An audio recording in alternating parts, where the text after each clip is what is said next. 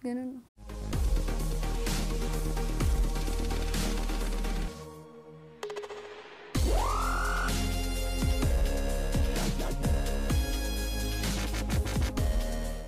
What's up guys? Kamusta kayo? At ang ating video for today ay facts about myself.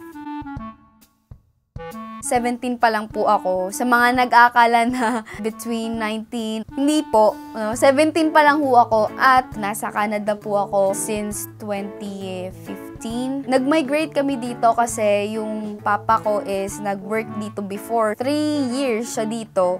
Then, kinuha niya na kami. So, mga siguro months lang inintay nun bago kami nakuha. So, ang buhay dito is medyo mahirap. Pero, pag nagtrabaho ka na kasi dito is okay na siya. Like, mabubuhay ka na talaga.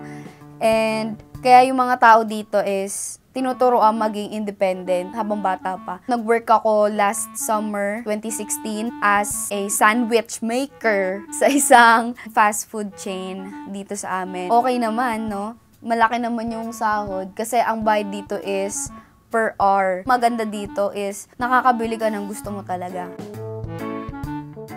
NBSB po ako, means no boyfriend since birth. Hindi ko alam bakit NBSB. Siguro ayoko lang talagang masaktan muna. You know naman kasi ang mga boys ngayon, hindi ko naman nilalahat. Yung iba lang Sorry to say, pero yung iba, fuckboy. Fuckboy is the new playboy. Sakit lang yun sa ulo no? Mga nakikita ko sa mga kaibigan ko, mga na-experience nila, mga heartbreaks, tapos nawawalang focus sa pag-aaral, sa mga time with friends. 'Di ba? Parang ang daming mawawala sa'yo. Pero ayun, kapalit nga nun, masaya ka, oo. Pero parang ayoko pa sa ngayon. Soon na yan, soon na lang. Mapang-asar ako, guys. Sobra. Yung pang-aasar ko is talagang mapipikon ka. Meron akong kaibigan sa school na like, pag inaasar ko, lalaki pag inaasar ko talagang napipikon siya. Kaya ako nalang kusang tumitigil, ganun. Pero kapag ako naman yung inasar, hindi naman ako ganun talagang naaasar. Like, sinasakyan ko lang kasi alam ko naman yung feeling ng inaasar. Minsan lang talaga mapikon pag like, ang dami ng bad trip sa araw na yun. Tapos sumabay ka pa, baka balatang kita ng buhay, no? Hindi po ako talaga nagme-makeup. Ever since, like, yung pag umaalis, mga ganun-ganun, hindi po talaga ako nagme-makeup. So, lately, mga 2016, ayun, syempre, you know naman, na-conscious na ako, Darla. Na-conscious na ako sa sarili ko, day. Nag-lipstick, no? Nag-lipstick. Kasi parang feel ko ang pale tignan pagka walang, lipstick na, day. Tapos, ang nilalagay ko lang ho talaga sa aking pagmumuka ay pulbo. Yan po, talagang pag nawalan ako niyan, naku, feel ko talaga, pwede na magprito ng itlog dito sa mukha ko pag wala yung pulbo na yan. So, yun ang nilalagay ko lang talaga sa mukha ko ay pulbo at lipstick. Ang dalawang armas ko, no, sa aking mukha. Mahilig po ako sa gadgets. Sa mga malls, ang talagang nakakakuha ng attention ko yung mga gadgets na section or aisles. Yun talaga yung pinupuntahan ko. Tapos kahit wala akong alam dun sa bagay na yun, titignan ko lang, parang nakaka-attract lang siya, ganun-ganun. Hindi po ako war freak. Yung tipo na pag minang-away sa akin, hindi ko nilalabanan in public. Well, kahit kami lang, hindi ko talaga siya lalabanan na like sparring, sabunutan. Pagka alam kong may problema, talagang i-approach kita at kakausapin kita kasi ayoko talaga nang may nagagalit sa akin. So, ito, siguro halata naman ng marami to, no? Boyish po talaga ako. Like, low-key boyish. Hindi naman yung to the point na talagang panlalaki ng sinusuot. Gusto ko kasi yung komportable ako. Hindi ako ganun ka-girly. Alam niyo naman na, yun, matataba yung mga braso ko at yung hita ko. Siguro kung payat ako, siguro okay lang. Magsusuot ako ng mga ganyan. Dati po ako nag-aaral sa Rizal High School, sa mga nakakaalam. Diyan po yan sa may Pasig, sa main, ano ba yun? Main Mendoza. Hindi, joke lang.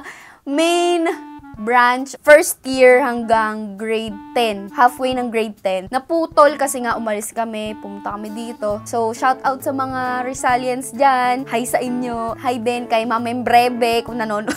Hi sa principal kung sino ka man. Tamad po talaga ako magbasa. Sa mga libro-libro, ayan, hate na hate ko talaga magbasa. Inaantok ako and hindi gumagana yung imagination ko sa mga ganyan. Hindi ako reader. So, sneaker lover ho ako. So, gusto ko talaga mag-rubber shoes kasi comfortable, 'di ba?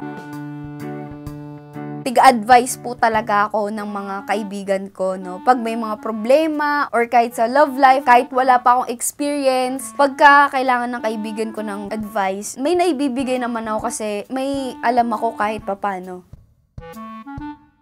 Shy type po ako. Pag mga bagong tao, yun, mga shy type po ako sa mga ganyan eh. Kaya siguro pag umuwi ako ng Pinas, makikita nyo yung pagkahiya ko talaga. Loko-loko ako, pero pag hindi ko close yung tao, mahihiya talaga ako sa kanila.